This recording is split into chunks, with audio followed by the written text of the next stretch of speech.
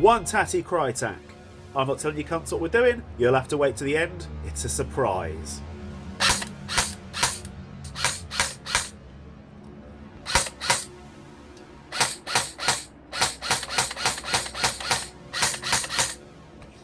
That's terrible. Oh, fucking hell. Wow, that is fucking in there.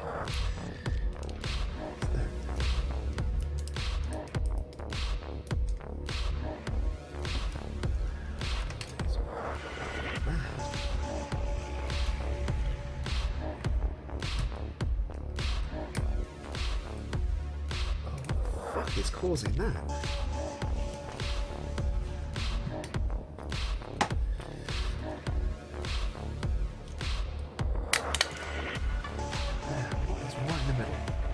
Something is fucked there. Fucking hell! Oh, Jesus Christ!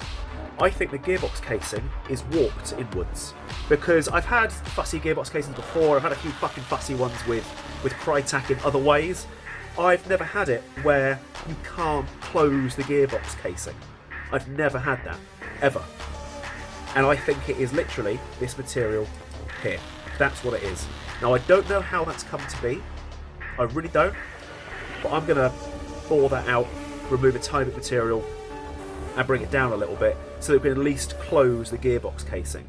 Because with my new gear, with the original gear that I had in it, and also with some random JG and A&K gears that I've put inside it, they just sit so high up, the gearbox casing is crushing them closed, and that would explain why it's so grinding to start with. That would explain that. So I don't think it's anyone's fault. I think it's a factory hiccup.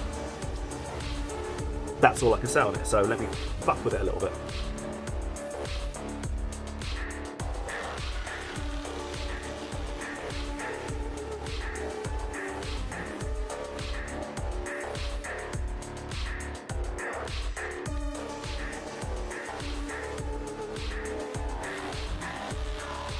That's very slightly recessed down because I need to make sure I took away the perfect amount of material. And if we look at this lovely, nasty, dirty bushing, it sits so wide around that hole. It's perfect.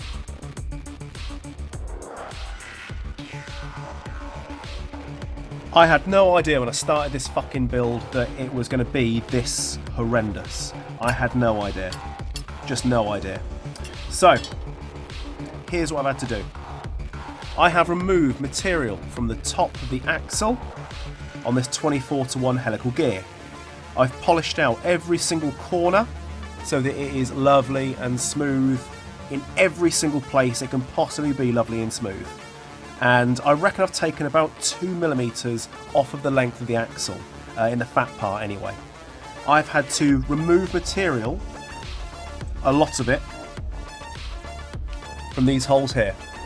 As you can see, they are shiny and smooth. And I've done that, I think it was 3 of these I've done now. Now after loads of fucking inspection, what I've discovered is that at some point a big long set of gears has gone into this gun, and I don't know how or why, but they bowed the outside of the gearbox casing, which means you can't use the Krytac gears and you can't use aftermarket gears either. We're stuck in fucking no man's land. Now I know where the shimming wants to be in these 2 gears. I've not quite finalised it for the bevel gear, just because I haven't got that far yet. Only reason. You can see how fucking deep I've had to make that. How fucking deep. As you can see, that sits in there beautiful. Absolutely beautiful. There's no wobbling, there's no moving. As you can see, it is equally raised on every single point. It is fitted flawlessly. And it has been such a fucking task to get it to this phase, but we are getting there.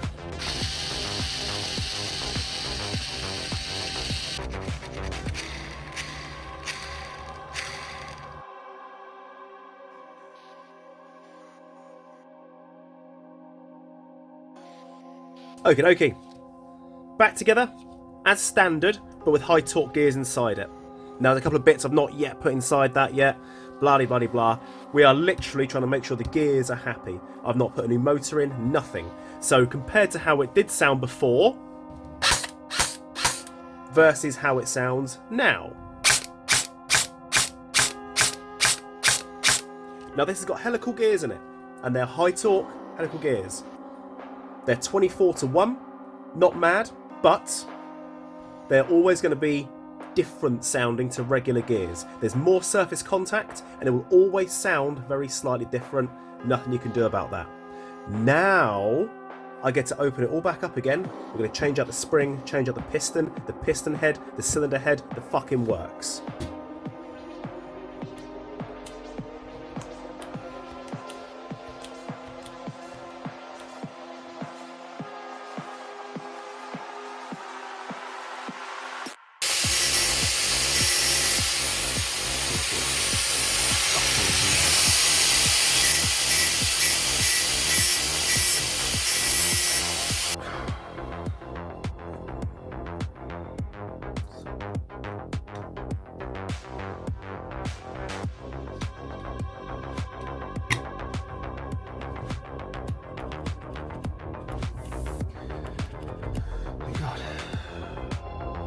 So, with the M130 spring that I've got in there currently, we are getting 462 to 463 feet per second in semi-auto. That's awesome, just too much. That was ideal. That's exactly what the plan was. Because now, there's a reason I've gone for these gears over torquier gears. Very good reason. Now I'm going to short stroke it down.